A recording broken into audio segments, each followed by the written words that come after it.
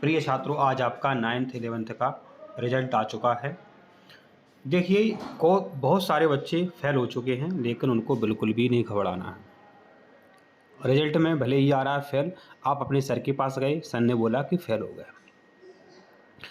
आज से कई साल पहले तक यही चलता था कि फेल हो गए तो 1 साल बर्बाद हो गई, ठीक है। लेकिन अब ऐसा नहीं है। आप फेल हो गए इसका मतलब है आपकी सप्लीमेंट्री आई है। सप्लीमेंट्री में ये होता था कि 1-2 महीने बाद एग्ज़ाम होता था, उसका आप एग्ज़ाम देते थे और पास हो जाते थे। तो बहुत सारे बच्चों को सप्लीमेंट्री आती थी और सप्लीमेंट्री वाले बच्चे कभी दुखी भी नहीं होते थे, क्योंकि चलो 1 महीने पहले तुम पास हो गए, 1 महीने बाद हम पास हो जाएंगे। तो पास होने का एक तरीका जो है हमने आपको बता दिया कि जिन जिन विषय में आप फेल हुए हैं उनके पेपर आप दे देना 1-1.5 महीने बाद।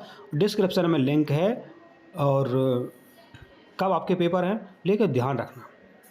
सप्लीमेंट्री का फॉर्म भरा जाता है, आप फॉर्म नहीं भरेंगे तो आप पेपर नहीं दे पाएंगे, तो अब 100% आपकी 1 साल बर्बाद हो जाएगी। अब दूसरा तरीका सुन लो पास होने का। कई बच्चे ऐसे हैं जो 1-2 नंबर से फेल हो गए हैं, तो उनको अपने स्कूल में जाना है, पुनर्मूल्यांकन पुनर्गणना का फॉर्म भरना है। आप अपने सर से वो फॉर्म ले लें। अब किसी में ऐसा होता है मेरे बच्चों, एक बार नहीं कई बार होता है कि आपकी कॉपी में नंबर है 29। जब किसी ने बोला कि हमारे नंबर चढ़ा दो, तो इनने बोला 29, उनने लिख दिया 19, हो गया बच्चा फेल। तो ऐसा कई बार होता है, ठीक है। तो मेरे प्यारे बच्चों, तो दोनों तरीके हमने बता दिए हैं।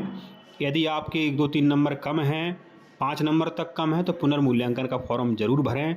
आज कल में फॉर्म भरना शुरू हो चुके हैं, ठीक है। जल्दी से जल्दी करें, 2 दिन में आपके पुनर्मूल्यांकन के फॉर्म भरे जाएंगे। यदि आपको वास्तव में पास होना है तो बिना परीक्षा दिए हुए। तो पुनर्मूल्यांकन में परीक्षा नहीं देनी होती है, आपकी कापियाँ दोबारा चेक होती हैं और यही देखा जाता है कि जो लिस्ट होती है उसमें गलती से नंबर कम तो नहीं चढ़ाती है, ठीक है। तो पुनर्मूल्यांकन का फॉर्म जल्दी से जल्दी अपने स्कूल में जा कर के भरें, ठीक है। दोनों तरीके हमने बता दिए हैं। आशा करते हैं आप सभी का रिजल्ट अच्छा रहा हो। जिनकी सप्लीमेंट्री आई है मतलब वो फेल हो गए, घबराने की बिल्कुल भी ज़रूरत नहीं है।